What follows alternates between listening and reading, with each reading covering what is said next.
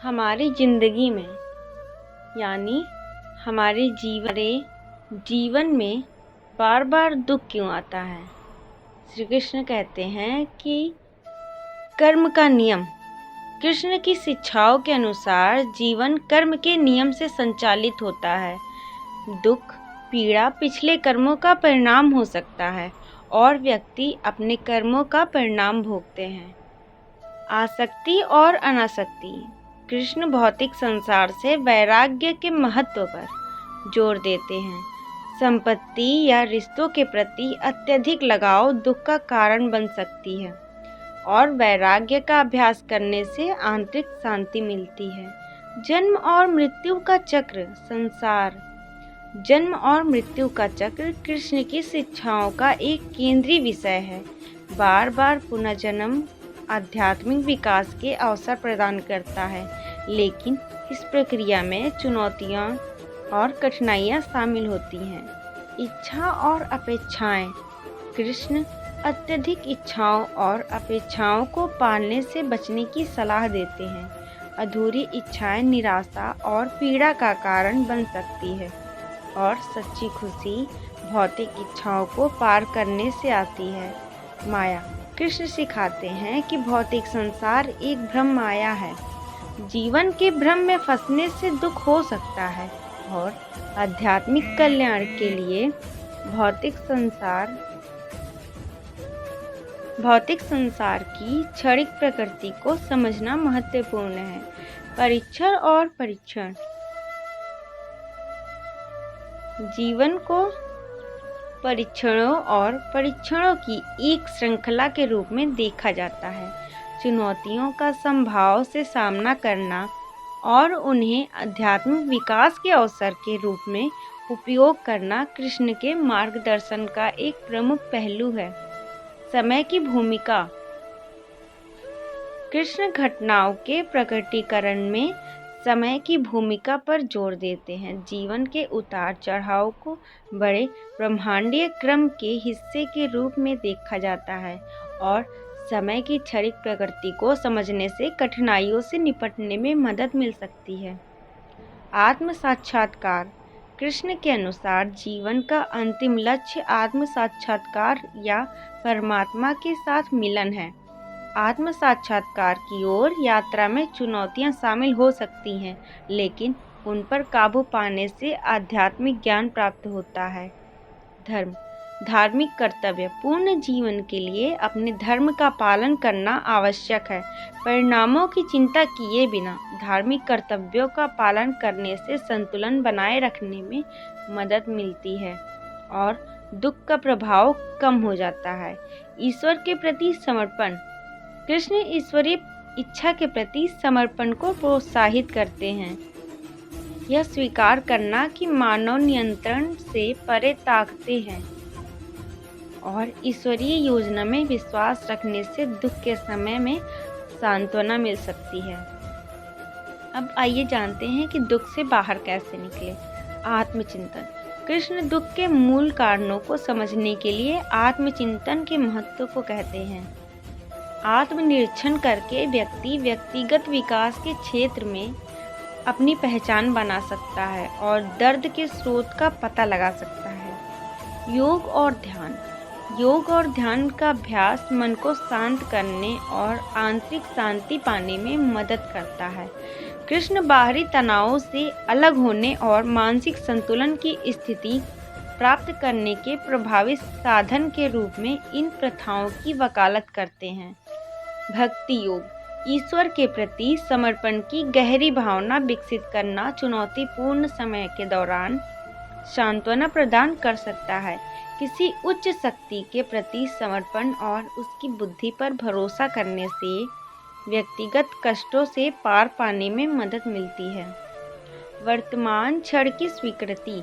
कृष्ण वर्तमान क्षण की स्वीकृति को प्रोत्साहित करते हैं, यह स्वीकार करते हुए कि खुशी और दुख दोनों जीवन के अस्थायी पहलू हैं। वर्तमान में जीना सीखना अतीत के पछतावे या भविष्य की चिंताओं के बोझ को कम कर सकता है। दूसरों की सेवा। परिणामों के प्रति लगाव के बिना निस्वार्थ सेवा कर्मयोग में संलग्न होने से ध्यान व्यक्तिगत पीड़ा से हटकर दूसरों की भलाई में सकारात्मक योगदान देने पर केंद्रित हो सकता है। भौतिक इच्छाओं से अलगाव। कृष्ण भौतिक इच्छाओं से अलगाव कृष्ण भौतिक संपत्तियों और इच्छाओं के प्रति लगाव को कम करने का महत्व सिखाते हैं। अत्यधिक भौतिकवाद को त्यागने से अधिक संतुष्टि और पूर्ण जीवन जिया जा सकता है। बुद्धिमान और आध्यात्मिक व्यक्तियों की संगति। स्वयं को बुद्धिमान और आध्यात्मिक रूप से इच्छुक व्यक्तियों के साथ घेरने से सहायता और मार्गदर्शन मिलता है। सकारात्मक दृष्टिकोण वाले लोगों के साथ जुड़ना व्यक्तिगत विकास और लचीलेपन को प्रेरित कर सकता है। कृतज्ञता। जीवन में आशीर्वाद के लिए कृतज्ञता पैदा करना, चाहे वह कितना भी छोटा क्यों न हो, जो कमी है उस पर ध्यान केंद्रित करने में मदद करता है। कृतज्ञता सकारात्मक मानसिकता को बढ़ावा देती है और जीवन की चुनौतियों के प्रभाव को कम करती है। क्षमा। कृष्ण कहते हैं कि लोगों को माफ करना सीखो, इससे अपने मन को शांति मिलती है। भावनात्मक बोझ से मुक्ति के लिए एक शक्तिशाली उपकरण के रूप में क्षमा की वकालत करते हैं। आक्रोश को त्यागने और क्षमा को अपनाने से मन को नकारात्मकता के बंधनों से मुक्त किया जा सकता है।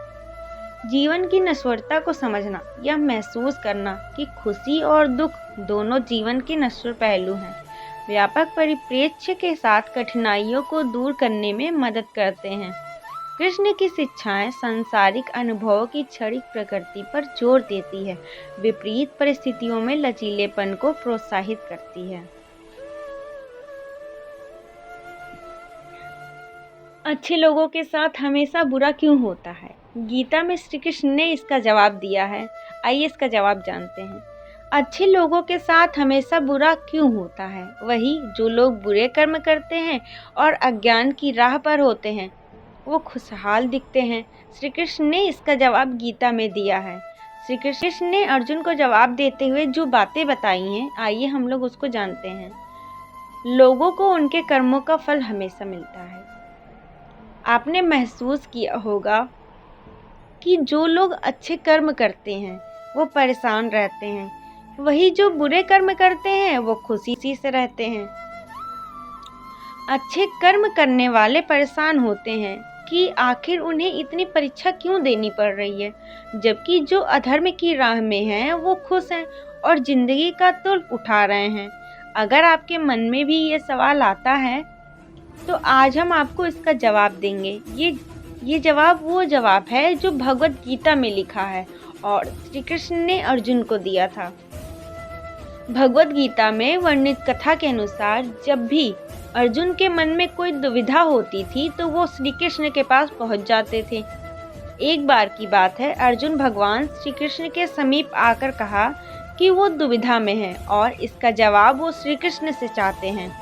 श्री कृष्ण ने पूछा कि क्या सवाल है? अर्जुन ने कहा, मुझे ये जानना है कि अच्छे लोगों के साथ बुरा क्यों होता है और जीवन में बार बार दुख क्यों मिलता है।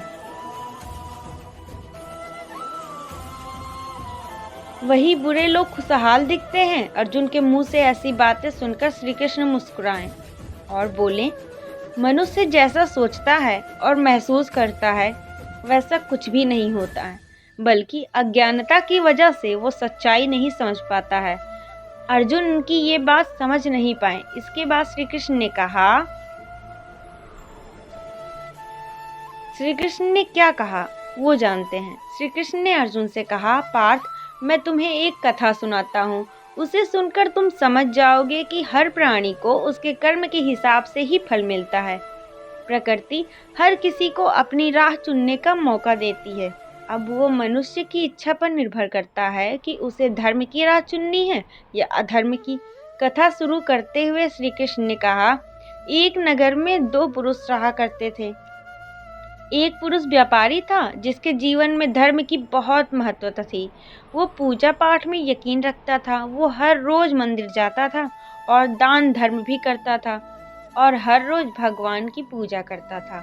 वही दूसरा पुरुष बिल्कुल विपरीत था। वो हर रोज मंदिर तो जाता था, लेकिन पूजा करने नहीं, बल्कि मंदिर के बाहर से जूते चप्पल चुराने। उसे दान और धर्म से कोई लेना देना नहीं था। समय बीतता गया और एक दिन बहुत जोर की बारिश हो रही थी। इस वजह से मंदिर में पुजारी के अलावा कोई भी नहीं था। ये बात जब दूसरे पुरुष को पता चली तो उसने कहा कि ये सही मौका है मंदिर का धन चुराने का।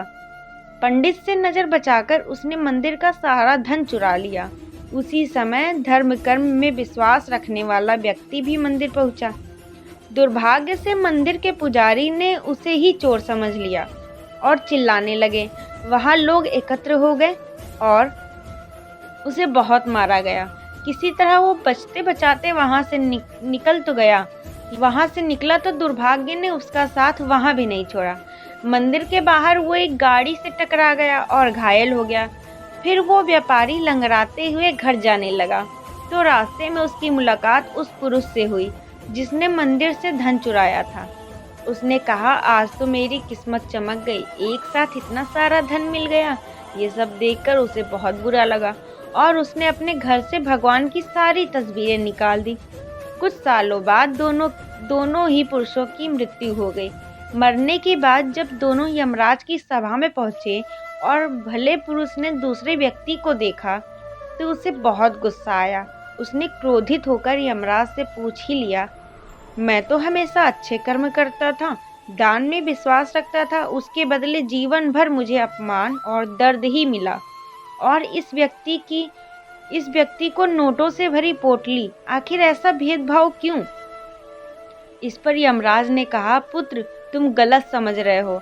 जिस दिन तुम्हारी गाड़ी से टक्कर हुई थी वो दिन तुम्हारे जीवन का आखिरी दिन था, परंतु तुम्हारे अच्छे कर्मों की वजह से तुम्हारी मौत सिर्फ एक छोटे से चोट में बदल गई। तुम इस दुष्ट व्यक्ति के बारे में जानना चाहते हो? दरअसल इसके भाग्य में राजयोग था, मगर इसके कुकर्मों और अधर्म की वजह से वो सिर्फ एक छोटी सी धन की पोटली में बदल गई। सुनने के बाद श्री कृष्ण ने अर्जुन से बोला, हे पार्थ, क्या अब तुम्हारे सवाल का जवाब मिल गया? ऐसा सोचना कि भगवान तुम्हारे कर्मों को नजरअंदाज कर रहे हैं, ये बिल्कुल भी सत्य नहीं है। भगवान हमें कब क्या किस रूप में दे रहा है मनुष्य को समझ में नहीं आता है, मगर आप अच्छे कर्म करते रहें तो भगवान की कृपा हमेशा बनी रहती है। इसलिए अपने अच्छे कर्मों को बदलना नहीं चाहिए, क्योंकि उसका फल हमें इसी जीवन में मिलता है। इसलिए मनुष्य का फर्ज है कि वो हमेशा अच्छे कर्म करते रहे, क्योंकि श्री कृष्ण ने गीता में भी बताया है कि किसी के द्वारा किया गया कर्म बेकार नहीं जाता, चाहे वो अच्छा हो या बुरा। तो प्रेम से बोलिए, राधे राधे।